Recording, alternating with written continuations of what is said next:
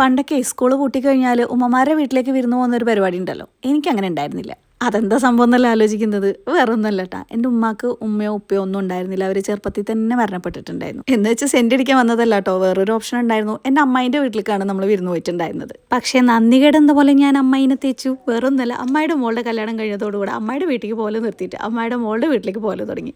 അതെന്താ സംഭവം എന്ന് പറയാം, അവിടെ അടിപൊളിയാണ്, ഒരു നാട്ടുമ്പുറാണ്. അവിടുത്തെ ഉമ്മയും വാപ്പയും ഒക്കെ ഞങ്ങൾക്ക് ഇഷ്ടം പോലെ ഇതേപോലെ നൊങ്കും സംഭവങ്ങളൊക്കെ അവരുടെ മരത്തിൽ നിന്ന് തന്നെ പറിച്ച് നമുക്കിങ്ങനെ തൊലിച്ച് ഇങ്ങനെ വായിലിട്ട് തരും. ആ ഒരു സുഖം വേറെ തന്നെയല്ലേ. അപ്പോൾ ഇതൊക്കെ പറയാൻ വേണ്ടിയിട്ടാണ് കേട്ടോ ഇത്രയും കഥ പറഞ്ഞത്. എനിക്ക് ഭയങ്കര ഇഷ്ടമാണ് ഈ ഒരു ഐസ് ആപ്പിൾ എന്ന് പറയുന്ന സാധനം. ഞാൻ കട്ട് ചെയ്തപ്പോൾ ഒരു ലിപ്പിൻ്റെ ഷേപ്പ് വന്നു, അപ്പോൾ അത് നോക്കി കളിച്ചുകൊണ്ടിരിക്കുകയാണ് കേട്ടോ.